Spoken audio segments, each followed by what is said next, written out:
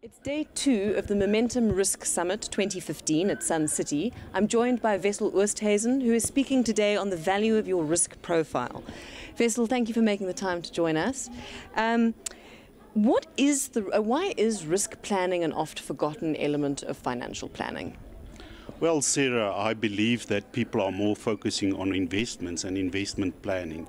And maybe the whole reason for that is it's easier income, it provides an annuity income, where with life insurance there's a little bit more work to be done. So I believe that in my experience talking to people, risk income for financial advisors and planners only form 3 to 30% of their income. And I think it's because it's more difficult to supply that demand to your clients. And what elements of personal risk management should be considered? You see, where the problem starts is that clients do not understand risk and risk management of their financial planning.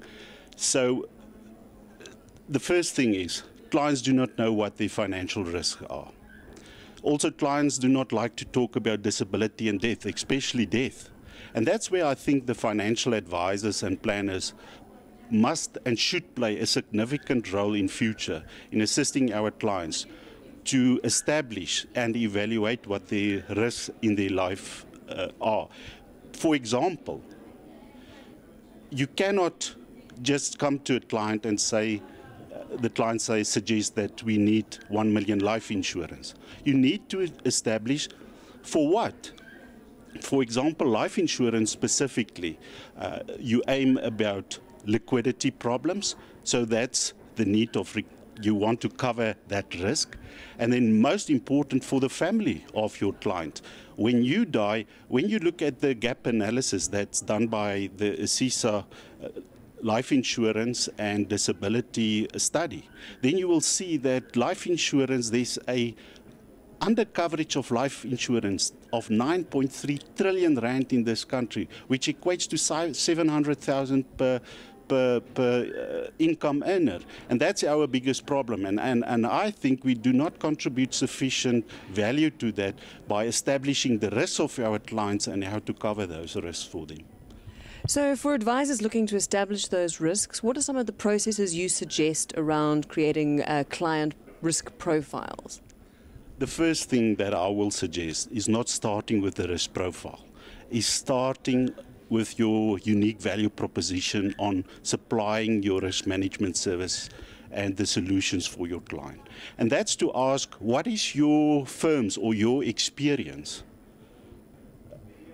in that area or field of expertise? What is your resources and what's the services you want to offer to the clients? All starts with that, and then only you can start developing your process. And I think most of the viewers will know about risk profiling and the risk tolerance that we do for investment planning and investment advice. I believe that you need to follow a similar process for your risk profiling of your client. So there's different aspects that one needs to look. For example, age of your client. And let me just give an example how age can play a role.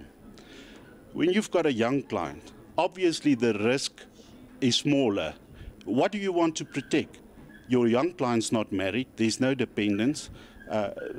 Maybe ill parents can play a role. But at the end, it's much cheaper to take out less coverage, or risk coverage rather, life insurance when you're young. When you're older, close to retirement, in retirement, there's also not a big value to do life insurance or advice on life insurance, because normally then your investments will pay out, your retirement pensions will pay out.